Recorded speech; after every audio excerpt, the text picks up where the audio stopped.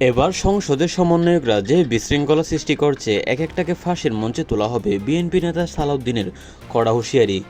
BNP নেতা স্বরাষ্ট্রমন্ত্রী সালাউদ্দিন আহমেদ আজ জাতীয় নাগরিক পার্টি এনসিপির সমন্বয়কদের বিরুদ্ধে অত্যন্ত কঠোর চরম বক্তব্য দিয়েছেন। তিনি সরাসরি বলেছেন, সংসদের সমন্বয়করা বা এনসিপি নেতারা যে বিশৃঙ্খলা সৃষ্টি করেছে, এক একটাকে ফাঁসির মঞ্চে তোলা হবে।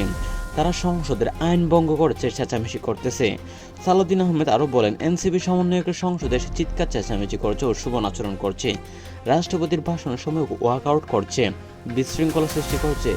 এটা আর সহ্য করা হবে না। যারা সংসদকে অরাজকতা কেন্দ্র বানিয়েছে, তাদের এক একটাকে ফাঁসির মঞ্চে তোলা হবে, বিচার হবে, দ্রুত শাস্তি হবে ফাঁসি।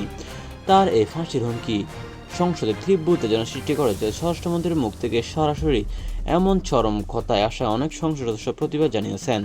সালাউদ্দিন আহমেদ আরও বলেন, এরা দেশের শত্রু, এদের আর সংসদে রাখা যাবে না। বিশৃঙ্খলা সৃষ্টি করলে ফাঁসির মঞ্চে তাদের পরিণত হবে। এদিকে জাতীয় নাগরিক পার্টি এনসিপির নেতৃত্বের পক্ষ থেকে এখনও কোনো আনুষ্ঠানিক প্রতিক্রিয়া আসেনি। সামাজিক যোগাযোগ মাধ্যমে নেটিজনদের মধ্যে তুমুল বিতর্ক চলছে। কেউ কেউ হুমকির দেশ রক্ষার প্রয়োজনীয় পদক্ষেপ, আবার কেউ কেউ এটাকে ফেসিবাদী হুমকি ও গণতন্ত্রের হত্যা হিসেবে দেখছেন। বিএনপি সরকার আমলে এনসিপি নিষিদ্ধ হওয়ার চেষ্টা, এরপর স্বরাষ্ট্রমন্ত্রীর মুখে সংসদের সমন্বয়কদের ফাঁসির হুমকি। দেশের রাজনৈতিক পরিস্থিতি আরও উত্তপ্ত উত্তেজনক করে উঠেছে।